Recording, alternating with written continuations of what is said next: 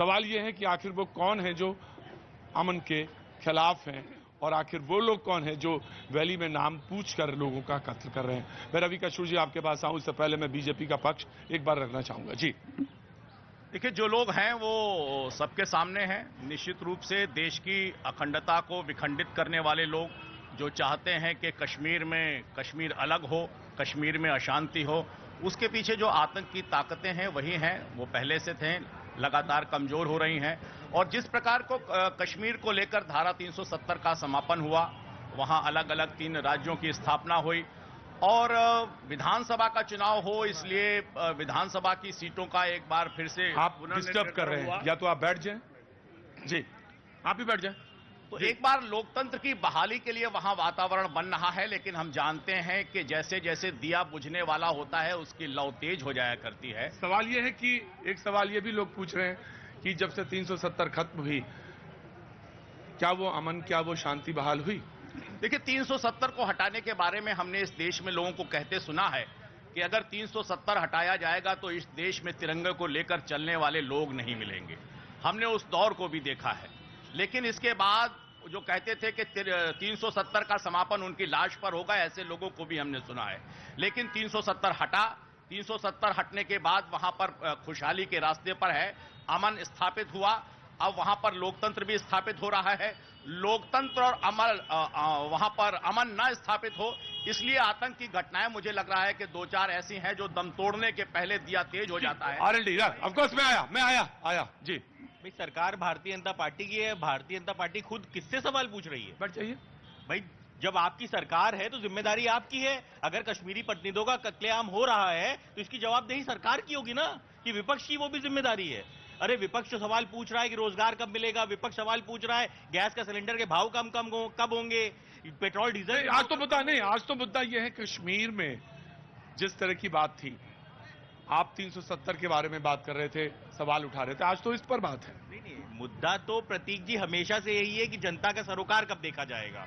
जनता के जो भूखे पेट जी चीर हरण हो रहा है उसका हमारा जी रवि कशूर जी। मैं कोई नई बात नहीं है, नई घटना नहीं है, पहली बार ये नहीं हो रही है। हम सब इतने 32 साल से देख रहे हैं इस बात को। मैं सौभाग्यशाली हूँ कि मैं उस देश प्रदेश का जन्मा हुआ हूँ और इसको 32 साल से इस त्रासदी को देख रहा हूँ। बराबर घटनाएं हो रही हैं और हमें बहुत शर्म हो रही है कहते हुए देश का, और मैं किसी और से आशा नहीं करता, देश के और जो हिंदू हैं अलग अलग, उन्होंने कभी भी कंडम नहीं किया, कभी नहीं कहा। आज तक भी जिसको आप नाम देते हैं विपक्षी या किसी और पार्टी के, या मीडिया को भी, सॉरी, पिछले 4 साल से तो मैं मीडिया को सुन पा रहा हूं, इससे पहले तो मैंने मीडिया को भी नहीं सुना इस घटना को देखते हुए। ताज्जुब होता है जब हम बात करते हैं, आप लोगों के बीच में आते हैं, सब बातें होती हैं, वो कहते हैं अरे ऐसा पॉसिबल ही नहीं है, ऐसा हो ही नहीं सकता, ऐसा हुआ क्या? अरे ताज्जुब कर रहा, देश के हिस्से में हो रहा, देश का एक हिस्सा है, वहां पे ये घटनाएं हो रही हैं, बराबर हो रही हैं।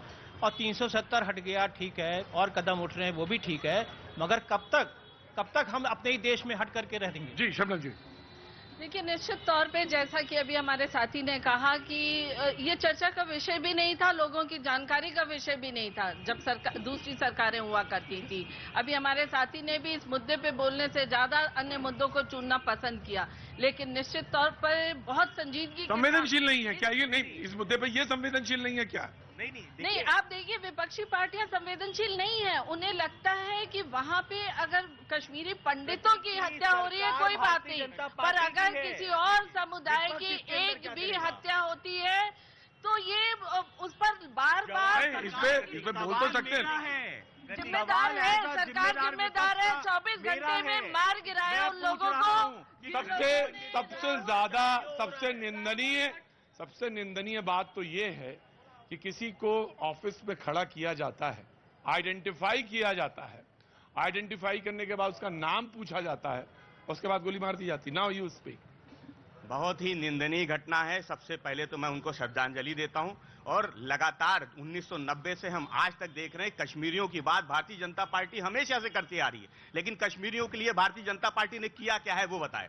370 हटने के बाद आज जब फिर कश्मीरी मारे जा रहे हैं तो ये सवाल फिर से दूसरों पे उठा रहे हैं। आपकी सरकार है, आपका इंटेलिजेंस फेलियर है और आपकी कानून व्यवस्था वहां पे नहीं है। एक कश्मीरी उसको नाम पूछ के मार दिया जाता है। भारतीय जनता पार्टी की सरकार है, भारतीय जनता पार्टी के गवर्नर है, देश में उनकी सरकार है। 1990 में भी इनकी सरकार थी जब कश्मीरी पंडितों का वहां से पलायन हुआ। इन्होंने लगातार इस बात को कहा कि जो विस्थापित हुए हैं हम उनको बसाएंगे, वापस ले जाके बसाएंगे।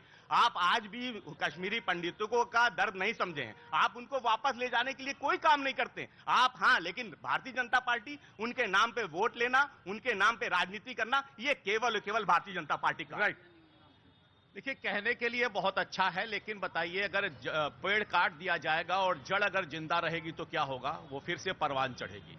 ये वही लोग हैं जो उत्तर प्रदेश के अंदर आतंकवादियों का मुकदमा वापस लेते हैं। ये वही लोग हैं कि जब आतंकवादी पकड़े जाते हैं तो कहते हैं कि पुलिस पर भरोसा नहीं है। यानी कि आतंकवाद के पक्ष में खड़े हो जाने वाले लोग आतंक के आधार पर उनके समर्थन को जुटाते हैं और इसीलिए इस देश के अंदर आतंक कमजोर नहीं होता। क्यों? क्योंकि राजनीतिक दल आतंकवादियों को अपने नैतिक समर्थन के साथ उन्हें। इनका सवाल बहुत अच्छा है, बहुत अच्छा किया कि आपने ये सवाल पूछ लिया, ये बात रह गई थी। आपने मुफ्ती महबूबा मुफ्ती के साथ मिलकर सरकार चलाई, क्या वो अलगाववादी नहीं है? क्या वो पाकिस्तान समर्थक नहीं है? आपने सत्ता के लिए उनके साथ सरकार चलाने का काम किया और पत्थरबाजों से मुकदमे किसने वापस लिए ये भी बताते चलिए। आप जो सच है उसको छुपा नहीं पाएंगे। यहां पे केवल भारतीय जनता पार्टी ने वोट लेने के लिए कश्मीरी पंडितों का नाम लिया है, लेकिन जब उनको सत्ता चाहिए होती है तो अलगाववादियों के साथ मिलकर आप सरकार बना लेते हैं, पत्थरबाजों से आप मुकदमे वापस ले लेते हैं। देखिए, अगर हमने सरकार बनाई है तो देश के हित के लिए बनाई थी और जैसे ही मौका समाप्त होता है उन्हें निकाल कर फेंकते हैं। क्यों? क्योंकि 370 को हटाने के साथ इस देश के अंदर आतंक के समूल नाश करने के लिए आवश्यकता है। हम उनका इसलिए विरोध नहीं करते, वो मुसलमान है। अगर वो देश की राजनीतिक पार्टी है तो देश के समर्थन के लिए मूल्यों के आधार पर उनका उपयोग होगा। लेकिन अगर वो आतंक का समर्थन करेंगे, देश के विखंडन का समर्थन करेंगे, उनकी पैरवी करेंगे।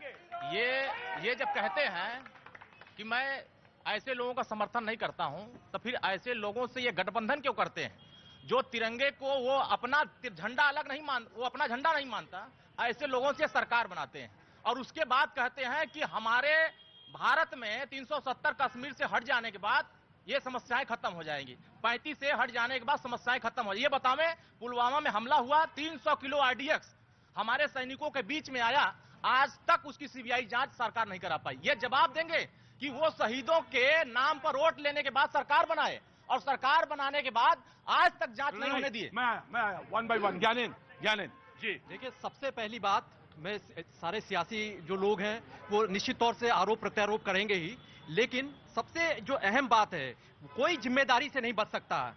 अभी रवि सर ने जो बताया, आपने जो जिस तरीके से जो वहां के त्रासदी के बारे में जिक्र किया, उनसे पूछिए कि इस सियासत के चक्कर में आप एक दूसरे पर लानत मलामत करते हैं, लेकिन जब देश की बात होनी चाहिए, कश्मीर की बात होनी चाहिए, कश्मीरी पंडितों की बात होनी चाहिए, तो ये सारे लोग मिलकर क्यों नहीं एक साथ खड़े होते हैं? और इनके सबके लिए वो एक कोई सियासतदान नहीं, वो बीजेपी, कांग्रेस, जो केंद्र से लेकर कश्मीर तक जो महबूबा मुफ्ती और तमाम सारे दल, सबके लिए एक ही सवाल है, एक ही शेर है कि तू इधर उधर की बात ना कर, तू इधर उधर की बात ना कर, पहले ये तो बता कि काफिला कैसे लुटा।